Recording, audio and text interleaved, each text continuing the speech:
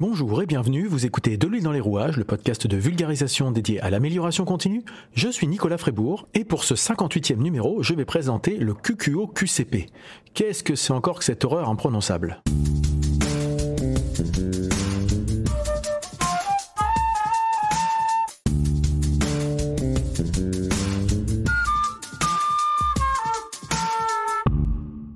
Alors le QQO-QCP, c'est une méthode de questionnement. Vous devez vous en douter, il s'agit à nouveau d'un acronyme. C'est un outil qui est utilisé en méthode de résolution de problèmes principalement, qui est assez simple d'utilisation car assez facilement mémorisable, même si en fait quand on l'évoque pour la première fois, les gens nous regardent avec une drôle de tête. Alors quel est l'intérêt de ce QQO-QCP ? C'est un outil d'analyse qui permet d'identifier une situation, de définir les paramètres d'une problématique. Et par exemple, avant de démarrer un travail, un chantier, une mission, c'est indispensable de bien préparer tout ça. Et ainsi, on se pose la question de que faire avant de commencer. C'est notamment le cas quand on veut préparer une procédure. Et pour ça, il est primordial de se poser les bonnes questions. Souvenez-vous de l'épisode précédent sur les objectifs, les cibles et les actions. Ça peut également être utile lorsqu'on cherche à identifier la raison de la survenue d'un problème. Et donc, quand on est dans la préparation d'une tâche à effectuer ou dans l'analyse des causes d'un problème, on peut utiliser la méthode QQO-QCP. Alors, depuis le début du podcast, je n'ai fait qu'évoquer ces lettres sans vraiment expliquer de quoi il s'agit. C'est un concept qui est notamment utilisé en journalisme, en fait, le QQO-QCP. En anglais, on parle de 5 Ws, les 5 W pour Who, What, Where, When and Why. Ou alors, ce qu'on peut dire, c'est Who did what, Where, When and Why. C'est-à-dire qui a fait quoi, où, quand et pourquoi. Dans le QQO-QCP, on rajoute le comment et je vais y venir tout de suite, puisqu'il s'agit de 6 questions à se poser auxquelles il faudra bien sûr répondre. Il ne s'agit pas uniquement de les poser. La première, donc, c'est le qui.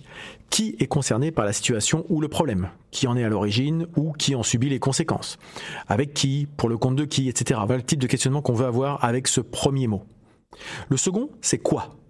Quel est le problème ou quelle est la situation à prendre en compte ? Quels sont les éléments qui caractérisent la situation ou le problème ?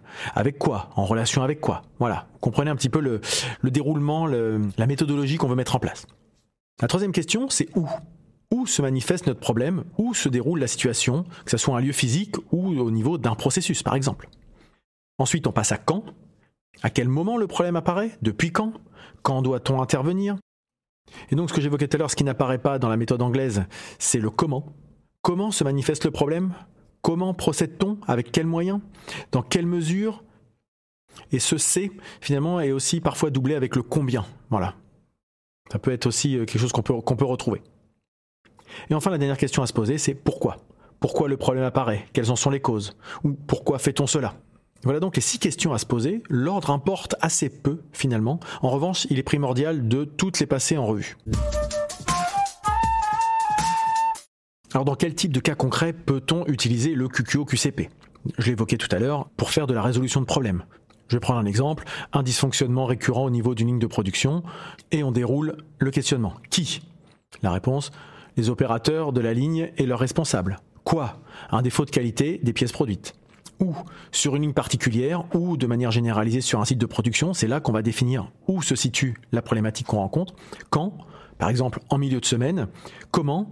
Comment procède-t-on ? Quel est le mode opératoire ? Donc, on transforme de la matière première à l'aide de machines-outils.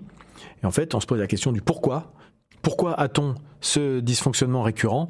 Et bien parce qu'on a identifié un changement d'outil en milieu de semaine qui nécessite un réamorçage de la production générant des pièces défectueuses le temps de faire les réglages. Et donc, quand on a identifié ces points-là, on peut plus facilement mettre en place des plans d'action précis et répondant à la vraie problématique qu'on a pu constater. Autre type de cas concret, on n'est pas que dans la résolution de problèmes, ça peut aussi permettre de préparer des interventions. En se posant la question, encore une fois, on reprend le déroulé, qui peut intervenir, qui a les compétences nécessaires, qui est mon interlocuteur, qui s'occupe de la supervision d'un chantier, d'un projet, etc. Quoi ? Quelle est la tâche à réaliser ? Où ? À quel endroit doit-on intervenir ? Quel est l'environnement de travail ? Quand ? À quelle date doit se réaliser la prestation ? À quelle heure ? À quel moment de la journée ? À quelle période ? Été, hiver, par exemple ? Voilà, c'est les types de questions qu'on peut se poser et qui nous permettent d'anticiper finalement les risques ou les problématiques auxquelles on peut être exposé. Comment ? Comment réaliser cette mission, cette intervention ? Comment s'organiser ? Comment préparer la prestation ? Et enfin, pourquoi ? Qui permet de recueillir les informations sur le contexte réel pour la définition du périmètre d'intervention, l'analyse des risques, les informations à transmettre, etc., etc.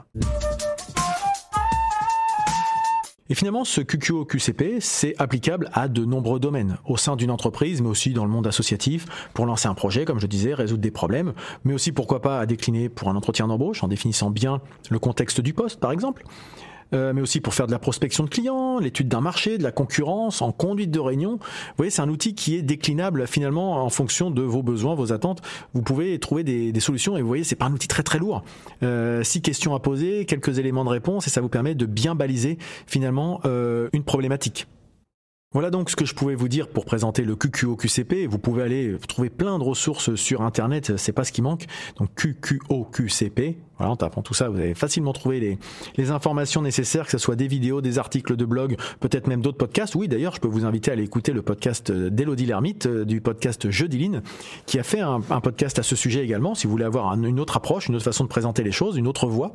Toutes ces ressources vous permettront d'en savoir plus. En conclusion, si vous êtes encore là, c'est certainement que ce podcast vous a plu, et s'il vous a plu, parlez-en autour de vous. N'hésitez pas à le partager, puisque le bouche-à-oreille et la recommandation sont toujours les meilleurs moyens de promotion.